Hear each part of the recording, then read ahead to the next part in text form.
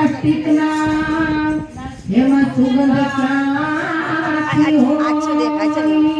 બરાબર અરે ખાવાના થઈ ગયા હવે હોટલના એમાં તંદુરસ્તી ક્યાંથી હોય? અરે દૂધ થઈ ગયા હવે પાવડરના એમાં શક્તિ ક્યાંથી હોય? અરે અનાજ થઈ ગયા હવે રિફાઇનરીના એમાં તાકાત ક્યાંથી હોય? અરે ભણતર થઈ ગયા હવે ટ્યુશનના એમાં વિદ્યા ક્યાંથી હોય? અરે ભક્તિ થઈ ગયા હવે સ્વાર્થની એમાં ભગવાન ક્યાંથી હોય? અરે ચહેરા થઈ ગયા હવે મેકઅપના એમાં રૂપ ક્યાંથી હોય? અરે કપડા થઈ ગયા હવે ટૂંકા એમાં મર્યાદા ક્યાંથી હોય? મંદિરમાં બોર્ડ લખવા પડે કે ટૂંકા કપડા પહેરી મંદિરમાં પ્રવેશ ન કરો, વિચાર તો કરો. આ મોટા મોબાઈલ આપી દીધા ભગવાને તો આપણે સુધરા થઈ કે બગડ્યા થઈ? આપણે વૃદ્ધાશ્રમ ખોલાવી દીધા. મુસલમાન એક ભાઈ બતાવો કે વૃદ્ધાશ્રમ ખોલ્યો હોય. ભગવાને કેટલા કરોડમાં કિંમતી માનવ દેહ મને તમને આપ્યો છે, પણ આ શરીરની કોઈ આપણે કિંમત કરતા નથી. પણ ભગવાન જ્યારે કિડની ફેલ કરી નાખે ત્યારે આપણને ખબર પડે, અરે મારા વાલા કિડની કેટલી મોંઘી છે. એક આંખ લઈ લે, એક કાન લઈ લે, ત્યારે આપણને ખબર પડે. ચાર ચેતવણી ભગવાન આપણી ઉપર મોકલે છે. એ પાદરા કોઈને બોલાવતા નથી, એ ચેતવણી તો એ આપણને આપે છે. નકર ગડપણ આવ્યું હોય તો દાંત હુકમ લઈ લે, ઉપર બેન કરવી છે દાંતની.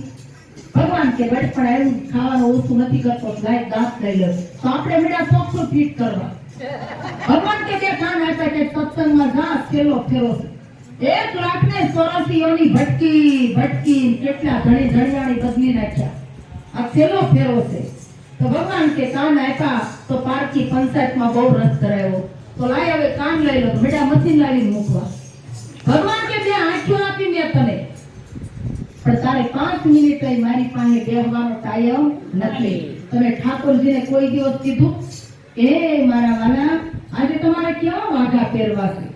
એ તમને પ્રેરણા કરશે. આજે મારે આ વાઘા પહેરવા છે. હે મારા વાલા તમારે આજે શું જમવું છે? એ તમને પ્રેરણા કરશે. આજે મારે આ જમવું છે. અખતરો તો કરજો. મીરાબાઈ હારે વાતો કરી, નરસિંહ મહેતા હારે કરી, તો આપણે હારે વાતો ન કરે, પણ એવો ભાવ હોવો જોઈએ. ભગવાન કે બે આંખો આપી તો મોબાઈલમાં કાઢી, તો લાઈ આંખો લઈ લો, તો આપણે મીડા મણી ફીટ કરવા. ભગવાન કે દીકરા મોટા થયા ત્યારે મેં વિચાર કર્યો, લાઈ સીતા ઉર્મિલા જેવા વગારું લાવી દઉં તો કે સત્સંગમાં તો જાય. ભગવાન કે આ તો કોમનો કંટાળો. ભગવાન કે બબે દીકરાની વહુ ઘરમાં આવે તો હજી એના મળ શોખ કાંઈ ઓછા થતા નથી. ભગવાન કે મારા બનાવેલા તમે, અને અત્યારે તમે મને બનાવેલ કરો છો. 80 વર્ષની ઉંમર થાય ને પછી અતિશય શોખ ને યારા હું નથી કહેતી, મહાશિવ પુરાણ કે છે, ભાગવત કે છે, રામકથા કે છે કે 80 વર્ષની ઉંમર થાય તો આપણે શું કરવાનું હોય? ક્યાંય જાત્રાએ જાઓ તો તમે અગાઉ તૈયારી કરો છો, તો તમારે મારે એક દી ઓચિંતા જવાનું છે, તો એની ફૂલ તૈયારી રાખજો. આ શરીર છોડવાના ક્યારે ટાઈમ આવે એ મને તમને કોઈને ખબર નથી. આપણે તો આ ભીતરા છે ને ઈટુના, સિમેન્ટના છે, રેતીના છે, પણ લંકા તો આખી સોનાની હતી. એના નોકર પણ સોનાના બંગલામાં રહેતા હતા, પણ કાળ કોઈ દિવસ કોઈને છોડતો નથી. એ ક્યારે આવીને ઊભો રહી જાય. પણ આપણે પૃથ્વી પર જો થોડુંક સત્કર્મ બાકી હોય ને તો ભગવાન પાછા આયુષ આપી દેશે. હજી તાર થોડુંક બાકી સાઈડ કરતી જા, કારણ કે માવતરનું વહેલું સંતાનો લડે છે. આપણા વડીલો કહેતા ને, અમારા ગઢજાનું ખૂન આડું આવ્યું છે.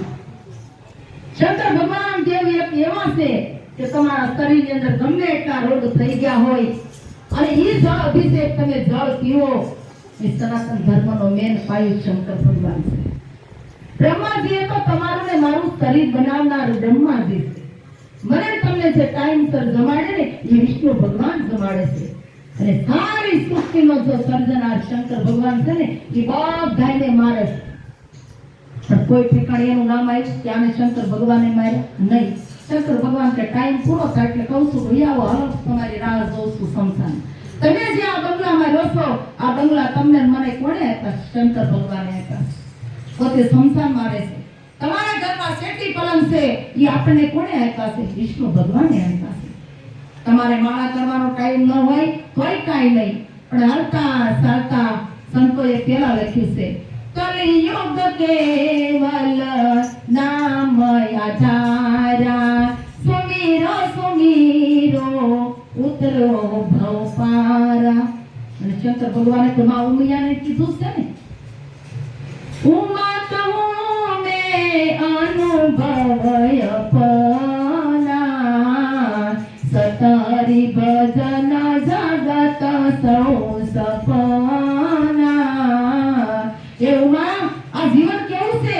એક સપના જેવું છે. આ સપનું ક્યારે પૂરું થઈ જાય, આ જીવન ક્યારે પૂરું થઈ જાય એ કોઈને ખબર નથી, પણ સત હરિ ભજન જગત સૌ સપના. ભગવાનનું હાલતા ચાલતા સ્મરણ કરો ને, આટલી આપણી ભક્તિ સાચી છે. 52 પતાનો બનો બંધી પો,